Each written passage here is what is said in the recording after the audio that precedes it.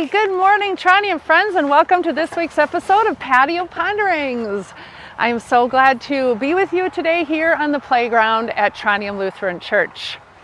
This is a favorite spot of our kids. They love to come out here and play and let off energy.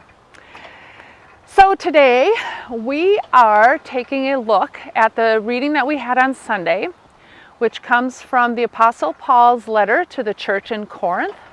And so we're in the book of 1 Corinthians in chapter 13, and that is probably one of the best known parts of this letter. It is often read at weddings. We hear those famous words, love is patient, love is kind, love is not jealous, and on and on.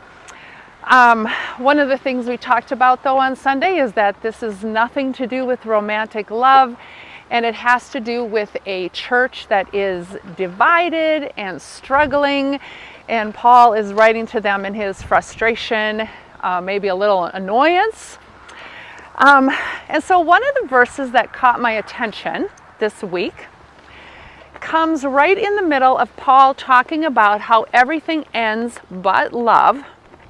All our spiritual gifts, all the cool things that we can do, understanding mysteries, speaking in tongues, all of those things will come to an end. The only thing that lasts is love. And then he starts to talk about how we are only going to understand partly in this lifetime. Someday we'll understand God completely, but for right now we only understand in part. Now, right in the middle of all this is this verse. And this is why I'm out on the playground. Paul talks about when he was a child. When I was a child, I used to speak like a child, reason like a child, think like a child. But now that I've become a man, I've put an end to childish things. And I started to wonder about what is this verse doing in the middle of everything else? And I think what Paul is saying to his church is that it's time for you guys to grow up. It is time to start adulting. It's time for you as a community of faith, as the body of Christ, to start acting like grown-ups. And so what does that mean? What does it mean? We often think of terms of individually, what it means to have a mature faith. But what does it mean for a church to adult? What does it mean for a church to start having some maturity? So as I was thinking and reading about this, I think what Paul is getting at is like everything else when we start to think about the ways of Jesus and the ways of God, is something that's maybe opposite of what we might think it means. So usually when we think about growing up, about being adults, it means, oh, we've got things figured out now. We know how to do life. We know how to take care of ourselves. But what Paul is saying is that we have maturity when we finally understand what our limitations are. When we finally understand that we don't know everything.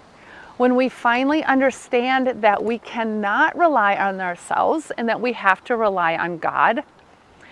And that we don't have everything figured out about God. And so our role is to love people. And now when we talk about, well, we just have to go around loving everyone, it sounds all warm and fuzzy.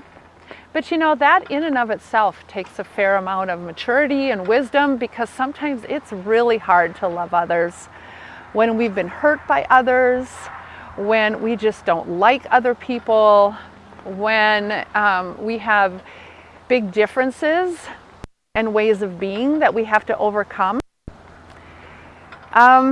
It takes some maturity and some skill and some wisdom to do that. So I wonder if that's what Paul is getting at. So what do you think? What does it mean, not just for us as individuals to have a mature faith, but what does it mean for a faith community, a whole people together, to be adults in faith, to be adults in understanding how to love our neighbor? As always, I would love to hear what you have to say. We've had some beautiful spring days and more are on the way, so I hope that you get out and play and enjoy, and we will see you on Sunday. Bye!